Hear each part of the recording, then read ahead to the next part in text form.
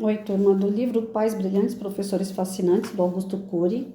Na parte 1, nós vimos aí o primeiro dos 7 hábitos dos bons pais e dos pais brilhantes. Agora nós vamos ver o segundo hábito, que ele diz assim: bons pais nutrem o corpo, pais brilhantes nutrem a personalidade. Este hábito dos pais brilhantes contribui para desenvolver reflexão, segurança, liderança, coragem, otimismo, superação do medo, prevenção de conflitos. Bons pais cuidam da nutrição física dos filhos, estimulam-nos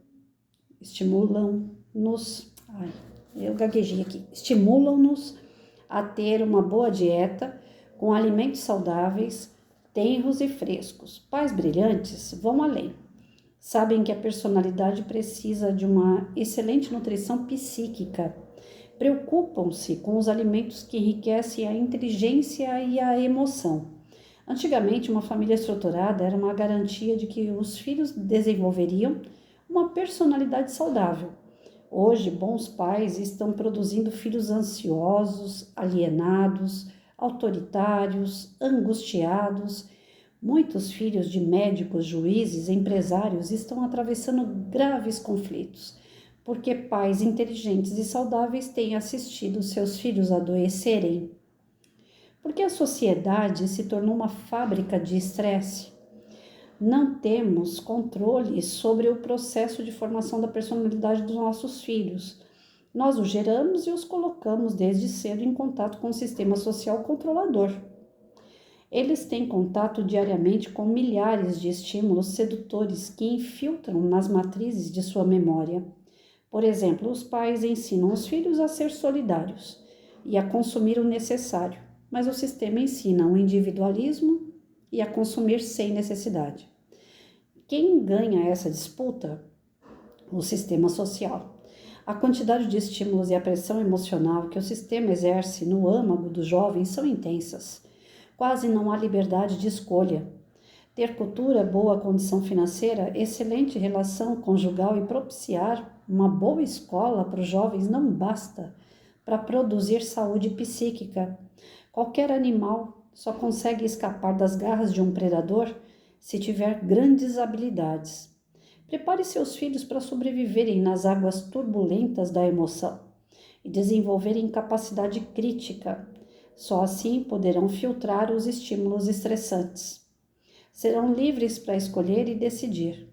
Os pais que não ensinam seus filhos a ter uma visão crítica dos comerciais, dos programas de TV, da discriminação social, os tornam presas fáceis do sistema predatório. Para esse sistema, por mais ético que ele pretenda ser, seu filho é apenas um consumidor em potencial e não um ser humano. Prepare seu filho para ser, pois o mundo o preparará para ter. Hoje, no outro canal, nós falamos sobre isso. Nós estávamos lendo Um Novo Olhar, que é do Ronel Álvares Barbosa, e ele falava, né, que nós temos que ser e não ter. Pois é, gente. A nível espírita, a gente sabe, eu sou espírita e geralmente quem me assiste também acaba indo nos outros canais, dando uma olhadinha nos outros textos e obras, né, de autores espíritas. Então, para quem é espírita, a gente hoje estava levando essa reflexão. Nós não fomos preparados para ser. Nenhum de nós. Todos nós fomos preparados desde pequeno para ter. Então, a gente estuda para ter uma profissão. A gente tem uma profissão para ter dinheiro. A gente tem dinheiro para comprar uma casa, comprar um carro, ter um imóvel, ter um carro, ter viagem, ter roupa. Então, nós não fomos preparados nesta vida de encarnado a ser. Dificilmente um professor trabalha projetos com valores, princípios em sala de aula, ainda mais quando se trata de Fundamental 2 e ensino médio. Quando é Fundamental 1, ainda tem um pouco sobre amor, caridade, amizade, respeito, as palavrinhas mágicas. Mas o ensino Fundamental 2 e o médio é praticamente esquecido isso daí. Alguns pouquíssimos professores trabalham com esses assuntos. Até porque cada qual tem a sua disciplina e o seu conteúdo para desenvolver, e isso é o mais importante. Ou seja, conteúdos e disciplinas envolvidas com a matéria física, com o nosso ter e não com o nosso ser. Em casa, o pai e a mãe, a primeira coisa que fala para o filho, pelo menos foi o que eu falei, quando eu saí para trabalhar e vi meu filho chorando, que ele não queria que eu saísse para trabalhar. Eu preciso sair para trabalhar para te dar carrinho, para te dar o Danone, para trazer o sustento e pagar as coisas da casa. Então eu não saí para poder dar a dignidade ao meu filho, a honra de ter uma mãe honesta. Eu achava que eu não precisava falar essas coisas, porque ele via que eu saía para trabalhar, sendo uma pessoa honesta, que com o dinheiro eu pagava minhas dívidas. Eu era uma pessoa simples, não tinha muito luxo, porém a gente sempre teve a humildade, a honestidade. Eu achava que essas coisas, o exemplo só já bastava. Mas o Augusto Cury diz que não, que a gente precisa sentar e falar sobre essas coisas com o filho. Eu acho que eu falei pouco. Mas ainda assim, ele segue esses passos. Meu filho, ele não é uma pessoa desonesta, não é uma pessoa que trai outras pessoas, que dribla, que quer se dar bem. Não. Ele tem os princípios e valores que, de alguma forma, ele foi vendo e aprendendo. Esses princípios e valores é o que faz a gente ser. O ter é em relação à parte financeira. Não tem uma outra explicação que não seja essa. E muitos pais, como eu falei ontem, né? Eles pagam o filho para eles terem paz. Então, dá um celular para poder conversar. Dá um videogame, troca de videogame o tempo todo para comprar o silêncio do filho, principalmente pais separados. Como eles compram o filho. É incrível. O pai não vem visitar o filho, ele vem trazer presente. Ele fica competindo com a mãe quem dá mais. Quem dá mais chora menos, sabe? Aquela coisa assim, o filho vai idolatrar o pai, uma porque ele não tá dentro de casa, geralmente não tá. Depois que separa, vem uma vez por mês ver o filho. E quando vem para trazer presente. Então ele não dá bronca, ele não pega no pé, mal olha caderno, não quer saber como é que tá na escola, só pergunta, né? Como é que tá na escola? Eu briguei com um colega na escola. Fez bem. Tem mais é que dar uma porrada mesmo no cara, porque não pode deixar folgar, não. Antigamente, minha mãe falava assim, se você apanhar na escola, quando chegar em casa, você apanha também. E não era porque eu tinha que bater na outra pessoa na escola. É que não era para me brigar. Ela me fazia esses pânico todo que não era para me brigar, porque se eu brigasse, ia acabar chegando em casa e ia sobrar de novo.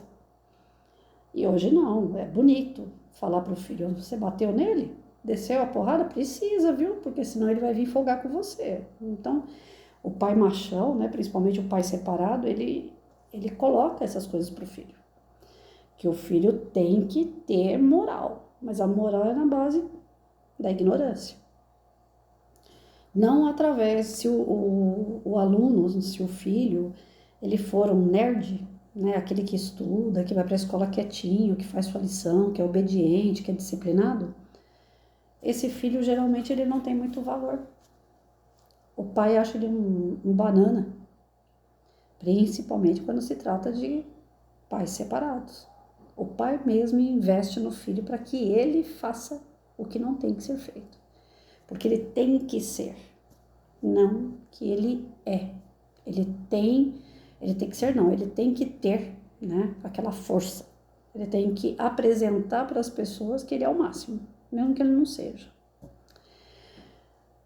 Então, assim, não é que tá errado você dar um videogame pro filho, comprar uma bicicleta, dar um celular na mão. Não tá errado. Em alguns casos é necessário. Em alguns casos, você tá presenteando teu filho, você tá tentando suprir a sua ausência, você tem uma intenção por trás disso, até que boa. Mas não pode deixar que as coisas materiais sejam maiores do que a sua presença, do que seu amor, do que seu carinho, do que seu ouvido. Tem pai e mãe que não ouve filho. Muitas vezes eu chamei meu filho, vem cá, vamos conversar, como é que foi na escola? Ah, tá tudo certo. Nos últimos tempos, então, depois que ele ficou de maior, ele chegava e eu perguntava, como é que foi seu dia? Tá tudo bem. Aí eu olhava para ele, às vezes eu via que estava tudo bem, às vezes eu via que não estava tudo bem. Aí eu tenho certeza que tá tudo bem? Quer conversar? Quer falar alguma coisa? Tá precisando de alguma coisa? Não, tá tudo bem. E ele foi se calando. É um caminho sem volta. Eu falo isso para vocês porque eu vivi isso. Depois que o filho vai se afastando dos pais e ele não quer mais conversar, ele não quer mais se abrir, é um caminho sem volta. Eu, pelo menos, não estou vendo volta nisso. O filho precisa de um momento dele, ele precisa de ter o quarto dele, ter a independência dele, saber se virar, ele precisa. Mas ele tem que saber que qualquer coisa que der errado ou que der certo, o primeiro a saber é a mãe e o pai. Os melhores amigos que ele tem, na verdade, é a mãe e o pai. E quem não toca nessa emoção, quem não atinge o coração do filho a esse nível, corre o risco de acontecer o que aconteceu comigo. Vai chegar uma faixa de idade, um tempo, que ele vai falar, tchau, foi bom enquanto durou. Por mais que você tenha feito tudo, que você tenha dado tudo, ele não está feliz, ele não quer, porque você não atingiu o principal, o amor dele. E não é uma tarefa fácil, porque você tenta de tudo, como eu tentei de tudo, desde o videogame, o celular, os brinquedos, tentando cobrir um pouco a minha ausência, porque eu trabalhava demais, de 8 a 12 horas por dia, a ausência do pai, que morreu quando ele era pequenininho, ele só tinha 8 anos, não tinha uma família grande, então não tinha presença de pessoas, crianças para brincar, geralmente era ele sozinho. Então eu tive que suprir isso de várias formas, e eu tentei suprir de todas as formas que vocês podem imaginar, desde sendo aquela mãe compreensiva até aquela mãe mais durona. Mas eu não consegui nutrir essa personalidade dele a ponto dele ser uma pessoa presente na minha vida, como eu tentei ser, mas eu não conseguia devido ao meu trabalho, devido à correria. Não era porque eu saía, porque eu passeava e deixava ele, mas é porque eu trabalhava. De sábado e domingo eu era dele. Não foi o suficiente, a gente acabou se tornando estranhos. E isso é um caminho sem volta. Então eu falo para vocês, realmente, Augusto Cury, ele toca num tema que ele é primordial. Você tem que ensinar o teu filho a ser. Porque se tiver arroz e feijão, como a gente já teve arroz, feijão e ovo, ele vai comer arroz, feijão e ovo sem reclamar. Se tiver lanche de McDonald's, ele vai comer sem reclamar. No dia que não tiver o que comer, ele vai sentar com você e vai te abraçar, até passar aquelas fases difíceis. Eu tive momentos assim, mas quando ele era pequeno. Foi quando eu toquei ele. Até os 14 anos eu toquei meu filho. É a base, é a estrutura de um ser. Então, tudo que foi plantado está lá dentro dele. A escolha de se afastar, de não querer saber de mãe, também é dele. Eu coloco um pouco dessa questão particular da minha vida para vocês, porque toca muito fundo, né? Cada texto, cada reflexão, no que deu certo que eu fiz, no que deu errado. Então eu tenho que me justificar isso sempre, porque sempre aparece gente nova no canal, né? E aí fica aparecendo assim, ela tá lá fazendo desabafo? Não, eu tô fazendo um paralelo entre a leitura e aquilo que ocorreu comigo. E deixo em aberto no canal para quem quiser comentar também. A sua vivência, para mim, vai ser importante, porque se a gente dialogasse, se as pessoas fizessem comentários nos vídeos, eu ia aprender com vocês tanto quanto a ideia é ler, entender, aprender e repassar para vocês. Então, aqui ele pede para a gente ter essa preocupação do ser e não do ter. Hoje em dia, tá tudo muito na mão. Antigamente, para a criança ter um carrinho, ele tinha que pegar madeira, remendar madeira, pegar bolinhas, criar roda com bolinhas. Eu lembro que teve uma palestra uma vez com um amigo meu, o Lúcio Bittencourt, e ele falando, ele é um escultor de metal, faz obras de arte desde miniatura até prédios. É maravilhoso o trabalho que o Lúcio faz. Mas para ser um escultor, Ele falou que quando ele era criança, os pais moravam em sítio ou chácara, uma coisa assim, e ele não tinha brinquedo. Ele pegava chuchu, ele pegava legumes e criava brinquedo partindo de legumes. Então, isso toca profundo num ser. Um momento que ele não tem e que ele tem que criar. E alguém da família vai ter que sentar junto para orientar. Hoje não, você vai numa loja, você já compra um carrinho pronto, com controle remoto, que fala, que anda, que faz tudo. Só falta conversar com o teu filho. Se é que não tem, viu, gente? Então, a tecnologia está avançada, as indústrias vendem coisas maravilhosas. Não é que a gente não tenha que comprar, que não tem que dar para o filho, mas tem que fazer o uso junto, tem que sentar junto, tem que tocar o coração dessa criança, do adolescente. E na sala de aula não é diferente. Na sala de aula, o professor deve retomar aquilo que o Fundamental 1 geralmente faz: trabalhar os valores, trabalhar os princípios e valores, a questão da ética. Tem professor de ensino médio, assim como também tem de fundamental, que ele sai da sala de aula quando termina a aula dele, ele não apaga a lousa. Aí o outro professor que entra que tem que apagar. É falta de ética. Se você faz isso na frente de um aluno, ele acha que se ele jogar lixo no chão, tudo bem. Tem a faxineira da escola para limpar. Então, são exemplos. A gente precisa dar os melhores exemplos, tanto os pais como os professores. Então, para criar, para transformar, para desenvolver uma personalidade numa pessoa, é tremenda responsabilidade. O adulto deveria pensar 1000 vezes antes de falar: eu quero ser pai, eu quero ser mãe. O professor pensar 1000 vezes antes de entrar na fila do magistério, porque a responsabilidade é tremenda. Como eu falei já em algum vídeo, né? Um médico, se ele errar, ele mata de uma vez. O professor não, ele mata a conta-gota.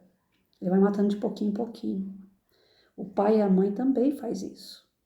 Se não souber dar os melhores exemplos, se não der as melhores referências, se não for amigo do teu filho. E amigo que eu digo não é ser amigo boca aberta, fazer tudo o que o filho quer. Amigo não é isso. É ser amigo dentro do papel de pai e mãe. Eu sempre falei pro meu filho: eu não sou sua amiguinha de faculdade, eu não sou sua amiguinha de colégio, eu sou sua mãe. Eu posso ser sua amiga dentro do quadro de mãe. Eu posso ser próxima de você, eu posso saber tudo o que se passa com você e tentar te ajudar. Mas eu não sou sua coleguinha. Não dá para você me tratar de igual para igual. Isso não existe. Eu vejo essas charges, essas piadinhas de internet, né? A mãe raiz e a mãe Nutella. Então, a mãe raiz, o filho fala pro filho: entra, já brincou bastante na rua, agora entra. Aí o filho: eu já tô indo. A mãe já manda o chinelo. Agora a mãe Nutella: filho, entra, já tá na hora de entrar. Não, mas só mais um pouco, daqui a pouco eu tô indo. Pera aí. E a mãe vai esperando, e a mãe vai esperando. Pois a mãe dorme e o filho não entra em casa. E quando entra, ainda reclama com a mãe, do tipo assim: ai, você fica me perturbando, por que você não me deixa brincar? Então, os dias de hoje são muito amargos para criar um filho, porque lá fora o sistema mostra que isso está certo, que os filhos têm poder, que os filhos têm poder, como que eu falo? Uma voz ativa dentro de casa, que eles podem fazer o que bem quiser, e não é bem assim não, pai e mãe que tem autoridade. O Isabitiba falou isso no livro inteiro que nós estudamos.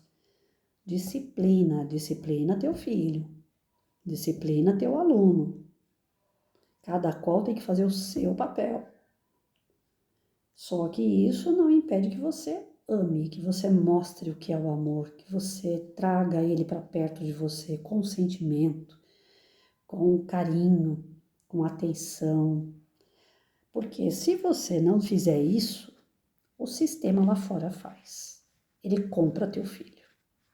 Ele engole o teu filho, ele engole o teu aluno.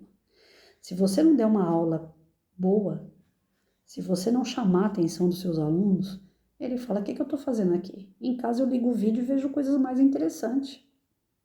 Ele vai menosprezar o professor porque o professor não tem nada de interessante para mostrar para ele. Não tocou naquele aluno. O pai e a mãe, ele é substituído por pessoas de fora, pelo coleguinha da escola, pela professora da escola, ele é substituído depois pelo serviço onde ele for prestar, pela faculdade, então nem se fala. Então nós não podemos deixar entregar os nossos filhos e nossos alunos a Deus dará. Nós temos responsabilidade com eles. O que está lá fora é atrativo, mas não pode ser maior do que a atração que ele sente de voltar para casa, de ir assistir a aula daquele professor. Então nós temos que tomar cuidado com isso, porque nós estamos nutrindo o quê? O físico dessa criatura ou nós estamos nutrindo a personalidade dele? O que ele vai se tornar lá na frente é aquilo que você plantou, são suas sementes que estão ali. Eu reconheço meu filho em sementes que eu plantei, muita coisa. Talvez nem ele reconheça, mas está lá, eu estou vendo. Falar para ele de pessoas que se drogam, ele enruga a testa como eu enrugo e fala, não, o cara entrou nessa porque ele quis. Nós temos um jeito duro de pensar a respeito disso, porque afinal de contas foi um cara drogado, foi um cara que usava droga e que matou o pai dele. E ninguém hoje em dia usa droga sem saber que aquilo faz mal. Antigamente sim, a gente não tinha televisão, mídia, internet, celular, computador. Mas hoje qualquer lugar fala, usou bebida, droga, cigarro, faz mal. Então o cara que faz uso, não é porque ele é um coitado que ele se tornou viciado. Ele se tornou viciado não é porque ele foi procurar. Ele sabia que não podia. Então quando a gente toca num assunto como esse mesmo, meu filho endurece. E eu vejo a Patrícia ali. Se você falar para ele de meninas, as meninas que andam seminua na rua, né, as piriguetes de plantão, falar para ele, você se interessa por uma menina dessa? Ele fala, Deus me livre, eu não quero um troço desse para mim. Por quê? Porque a mãe a vida inteira falou, cuidado, as meninas que são mais assanhadas e tal, esse negócio aí pode render uma gravidez fora de hora, então eu sempre orientei. Sempre falei, esse tipo de menina não é pra... Elas não querem namorar, elas não querem nada sério. Então toma cuidado para você não se machucar, para você não se envolver com pessoa errada. Então quando ele fala de algumas meninas nesse sentido, ele fala, Deus me livre, eu não quero um negócio desse. Eu quero uma pessoa que trabalha, uma pessoa direita, uma pessoa que tenha valores. É a Patrícia que está ali falando. Meu amigo que encontra com ele sempre dá uma notícia ou outra falando nisso. Fala, nossa, hoje eu escutei o Rafael falando, parecia que eu estava escutando você. Então todas as sementinhas que eu podia, que eu entendia, que a gente não veio com manual, né? Mas tudo aquilo que eu entendia que era certo, eu plantei. E algumas estão germinando lá. Agora, já pensou se fosse o contrário? Se eu falasse para ele assim, pode ir para baile funk, pode usar droga à vontade, narguilé não faz mal, pode trazer para casa, usa aqui. Que tipo de referência que eu estava dando para ele? Vai morar sozinho, o que ele ia fazer? Coisa até pior. Então a gente tem que tomar esse cuidado, porque lá fora tem o que é pior. Então os pais é que tem que proteger seus filhos, proteger essas instruções que vão desenvolver a personalidade do teu filho. Eu não acredito em tábua rasa, eu não acredito que uma pessoa nasça sem conhecimento. Até porque eu já falei para vocês, sou espírita, então eu acredito até em reencarnação, então a gente vem com certo conhecimento. Mas esse conhecimento fica trancadinho dentro da gente. E ele pode ou não vir à tona. Se o solo for fértil de valores e princípios, o conhecimento que essa pessoa vem vai se desenvolver de uma forma maravilhosa. Mesmo que ele venha com vícios, que ele venha com alguns defeitos de fabricação. Mas se você não der condições e essa pessoa já vier totalmente cheia de vícios e problemas, a tendência é piorar. Então, a responsabilidade nossa de formar essa personalidade, esse caráter de um indivíduo, é um compromisso principalmente com quem? Com Deus. Você vai ter que prestar conta disso, é uma vida que está na sua mão. Professor, 30, 40 alunos em cada sala. Quantas vidas tem na mão de um professor? Olha só o tamanho da responsabilidade, porque todos nós, pais e professores, somos formadores de caráter e personalidade do indivíduo. Nós contribuímos para essa formação. Não é que tudo que a gente vai ensinar eles vão aprender, mas boa parte sim, fica. E no momento certo, no momento oportuno, isso desabrocha neles. Então vamos tomar cuidado. né? Como ele falou aqui, prestar mais atenção não no ter, mas no ser.